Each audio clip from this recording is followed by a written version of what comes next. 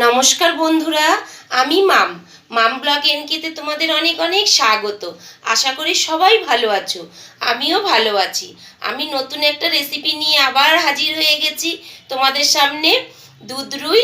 আমি এটা কিভাবে বানিয়েছি প্রথম থেকে শেষ অবধি তোমরা দেখতে থাকো, আমার পাশে থাকো। চলো শুরু করে দেওয়া যাক। আজকে আমার বন্ধুদের সঙ্গে সম্পূর্ণ একটা আলাদা রকমের মাছের রেসিপি শেয়ার করব। চলো তোমরা দেখতে থাকো। আর আমি কি কি নিয়েছি উপকরণ সেগুলো একবার দেখে নাও। এখানে নিয়েছি বড় চামচের 1 চামচ পোস্ত নিয়েছি। সজনার ডাঁটা এইভাবে আমি কেটে ভালো করে ধুয়ে নিয়েছি। এখানে একটা আলু নিয়েছি, এইভাবে লম্বা করে কেটে নিয়েছি, খুব ভালো করে ধুয়ে নিয়েছি। এখানে 6-7 পিস মাছ রয়েছে, আমি ভালো করে নুন মাখিয়ে নিয়েছি মাছটা। এখানে 1 বাটির মতন দুধ নিয়েছি, ছোট্ট একটা রসুন, কয়েকটা চিনে বাদাম, দুটো ছোট ছোট টমেটো আর 4টে কাঁচা লঙ্কা। এই দিয়ে আমি সম্পূর্ণ রান্নাটা করব, তোমরা দেখতে থাকো। খুব ভালো লাগবে গরমে এই রেসিপিটা। একটা মিক্সিং জার নিয়ে নিলাম। এবার এর মধ্যে আমি টমেটোগুলো দিয়ে দিচ্ছি সব, 4টে কাঁচা লঙ্কা দিলাম, রসুনগুলো দিয়ে দিচ্ছি, চিনে বাদামটাও আমি দিয়ে দিলাম, আর দিলাম পোস্ত। অল্প পরিমাণে একটু জল দেব, দিয়ে এটাকে খুব ভালো করে পেস্ট করে নেব। এবার খুলে দেখব, দেখো খুব সুন্দরভাবে আমার মিহি করে পেস্টটা রেডি হয়ে গেছে।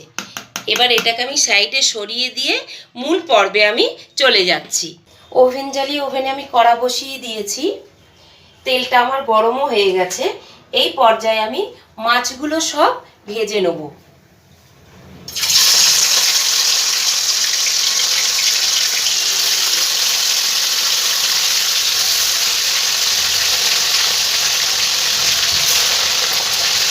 খুব ভালো করে মাছগুলো আমি কড়া করে ভেজে নেবো। আগে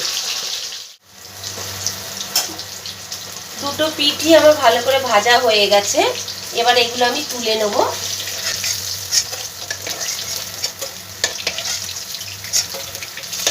এবার এই তেলটার মধ্যে আমি আলুগুলো ভেজে নেব।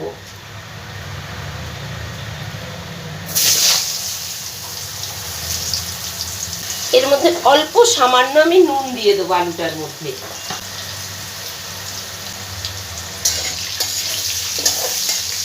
একটু আলুটা আমি লাল করে ভেজে নেব। আলুটা আমার ভাজা হয়ে গেছে, আলুটাও আমি তুলে নেব। এর মধ্যে আমি আর তেল দেব না, ফোড়নে আমি দিয়ে দিচ্ছি দুটো শুকনো লঙ্কা, দুটো এলাচকে আমি মধ্যিখান দিয়ে ফেলে রেখেছি দিয়ে দিলাম, দুটো লবঙ্গ দিলাম, আর 1/2 চামচ কালো জিরে দিচ্ছি। গ্যাসের ফ্লেমটা আমি লোতে দিয়ে রেখেছি।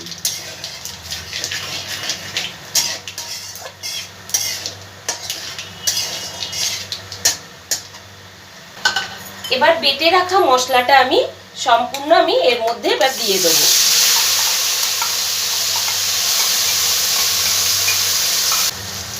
মশলা ধোয়া জলটা আমি দিয়ে দিলাম। এবার এর মধ্যে স্বাদ মতন আমি নুন দিয়ে দিচ্ছি। স্বাদটাকে ব্যালেন্স করার জন্য আমি 1/2 চামচ, ছোট চামচের 1/2 চামচ চিনি দিয়ে দিলাম। এবার গ্যাসের ফ্লেমটাকে আমি বাড়িয়ে দিচ্ছি।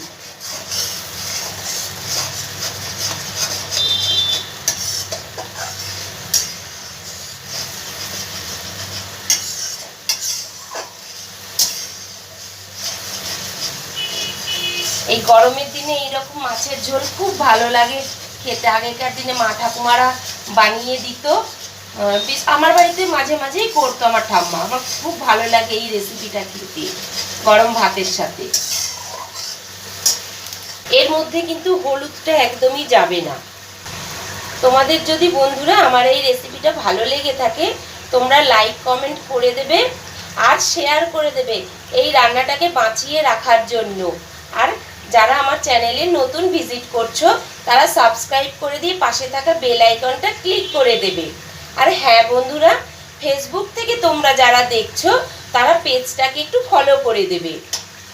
এবার এই পর্যায়ে আমি মশলাটা তো আমার অনেকটাই ভাজা হয়ে গেছে, তেলটাও দেখছো ছেড়ে দিয়েছে মোটামুটি।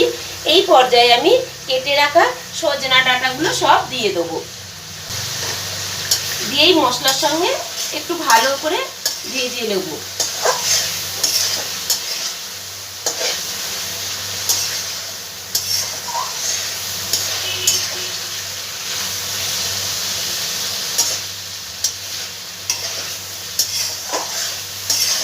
থেকে 3 মিনিট মতন আমি এটা একটু ভেজে নেবো সজনা ডাঁটাটাকে।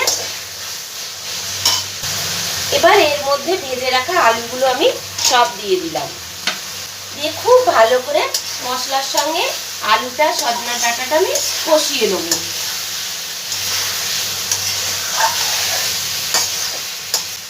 দেখো খুব ভালো করে আমার মশলার সঙ্গে আলু আর ডাঁটা কষা হয়ে গেছে, আর তেলটাও ছেড়ে দিয়েছে। এই পর্যায়ে আমি গ্যাসের ফ্লেমটাকে একদম লোতে দিয়ে দিলাম।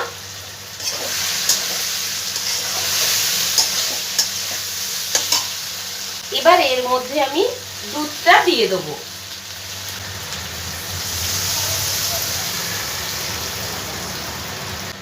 আরো এক বাটি আমি দুধ দিয়ে দিচ্ছি এর মধ্যে। আলুটা তো সেদ্ধ হবে। দেখো দেখতে কত সুন্দর লাগছে না? খেতেও খুব সুন্দর লাগে।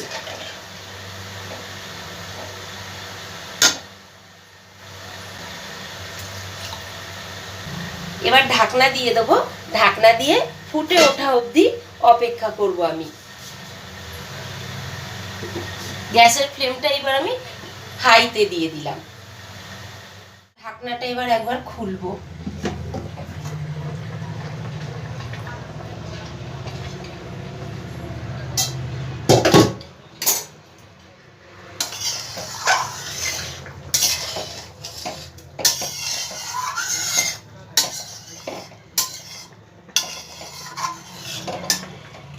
দেখো আলুটাও আমার সেদ্ধ হয়ে গেছে।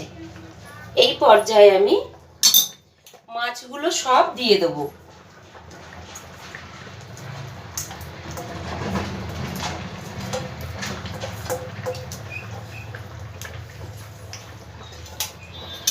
ভালো করে একটু নাড়াচাড়া করে নেবো।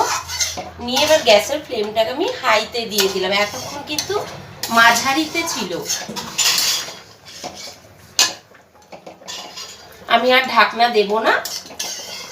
2 থেকে 3 মিনিট আমি আরো ফুটিয়ে নেব ঝোলটাকে।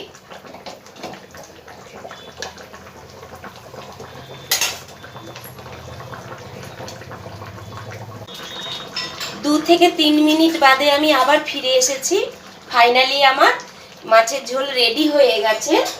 এর মধ্যে আমি এবার কিছুটা কসুরি মেথি আমি ওপর দিয়ে ছিটিয়ে দেবো। তোমরা ধনে পাতাটা দিও না, কসুরি মেথি দিও। আর যদি না থাকে কসুরি মেথি, না দিলেও কোনো অসুবিধা নেই। ওপর দিয়ে আমি ছিটিয়ে দিলাম। তবে এর মধ্যে ধনে পাতাটা খুব একদম ভালো লাগে না। এবার আমি নামিয়ে নেব।